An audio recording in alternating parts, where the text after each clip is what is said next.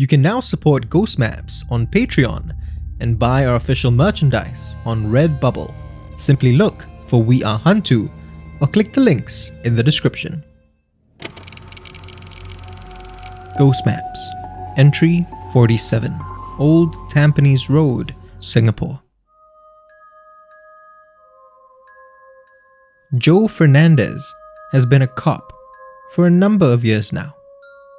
A national service buddy of my last interviewee, Joe decided to sign on after serving his mandatory 2-year stint. At first, it was just cause I didn't know what I wanted to do after NS, Joe says, swinging his arm casually around the back of his red plastic chair. He adds, however, that after a while, he realized he had a natural affinity for the work. We're sitting at a coffee shop just a couple of blocks away from his home in Bedok. It's one of Joe's off days, which he tells me he treasures dearly. I'm good at my job, but I make it a point to work to live, not to live to work, if you'll excuse the cliche. He chuckles. Joe certainly seems like a pretty chilled out guy, which is surprising since his friend told me that Joe's seen more than his fair share of strange occurrences. It's just part of the job, he shrugs. When you do night patrols, you're sure to encounter some pretty unusual stuff. I ask him if it's ever affected him, and he gives me an easy smile. Not really, he says, but there have been times when it's come close. This particular incident, however, was definitely one of the most disturbing. So, with my recorder switched on and ready, I asked Joe to start from the beginning. 2 years ago, Joe was partnered up with a guy named Beng Huat. Beng Huat, Joe tells me, was a good guy, but just a little uptight. We got along great though, he says. I think we balanced each other's energy really well. That meant that Beng Huat was a positive influence on Joe when it came time to file their paperwork. But it also meant that during those quieter shifts, Joe encouraged Beng Huat to just relax a little. It was a Friday night during one of those quieter shifts when Joe and Beng Huat parked their car on a dirt path along Old Tampines Road. That stretch was known for illegal races sometimes, so we figured we'd just wait there, Joe says. At worst, we'd have to deal with a couple of joyriders. At best, it'd be nice and peaceful, you know? Even though the famously creepy road had been developed a little more over the years, Joe says that there was nevertheless a certain aura to it, especially at 3 in the morning. It wasn't exactly super unnerving, but I mean, come on, it's still Old Tampines Road, Joe says. It was around that hour when Beng Huat spotted an old woman slowly approaching their car. The woman was wearing flip-flops, loose-fitting trousers, and a plain t-shirt. Her graying hair was cut short, and her age showed in the many lines on her face. Neither Joe nor Beng Huat saw where she had come from. It was as if she just appeared out of thin air. Joe reasoned that they weren't paying attention, But Bengkwat felt that there was something off about the whole situation.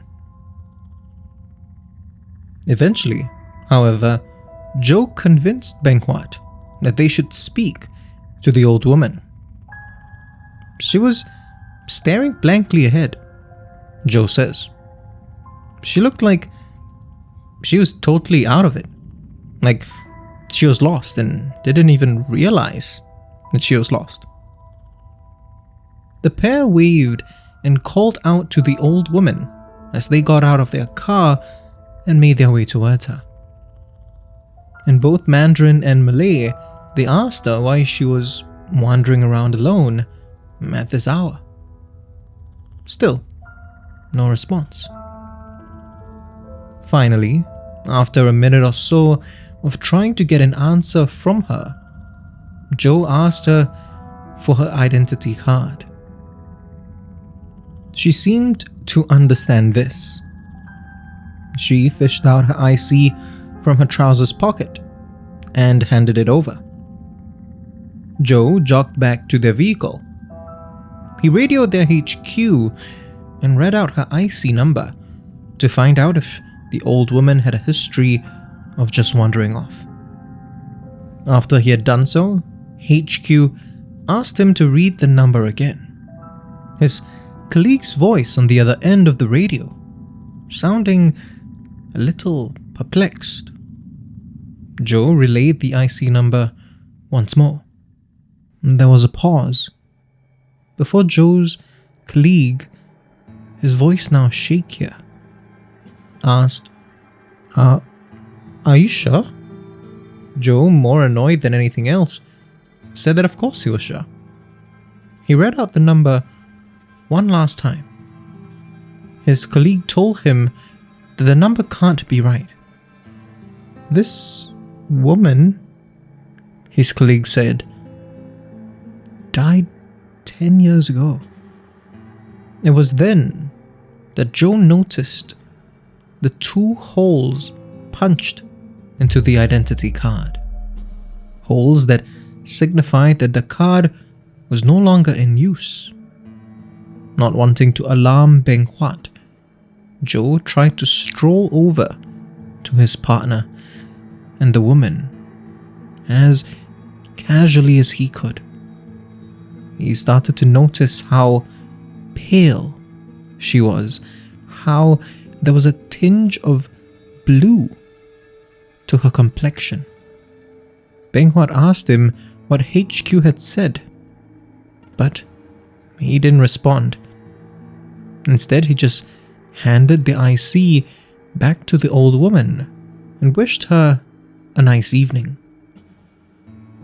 Bengkwat wanted to push Joe for an answer, but whether his own instincts got the better of him, or he saw the look on Joe's face, he stopped himself. The old woman walked off. And I swear to you, Joe says, we had our eyes on her the whole time, but neither of us could tell you when exactly she just disappeared from our sight. As soon as they regained their wits, the pair leapt back into their car and sped back to HQ. The following week, Joe tells me, both Bengkwat and I felt violently ill. He might have still been able to chalk this up as a coincidence, but this happened on the Friday after the incident, and both of them started to throw up at around 3 a.m. We told our superiors what had happened. They made sure that we never patrolled that area ever again, he says. I ask him if Bengkwat grew more uptight after that, and he laughs. Not at all, bro, Joe says, giving me yet another easy smile. I guess we can chalk that up to my positive influence. If you want to discover more of Southeast Asia's other side, subscribe now and follow us on social media at We Are HANTU. You can also buy official merchandise on Redbubble and be one of our supporters on Patreon. Ghost Maps is recorded on Audio-Technica mics.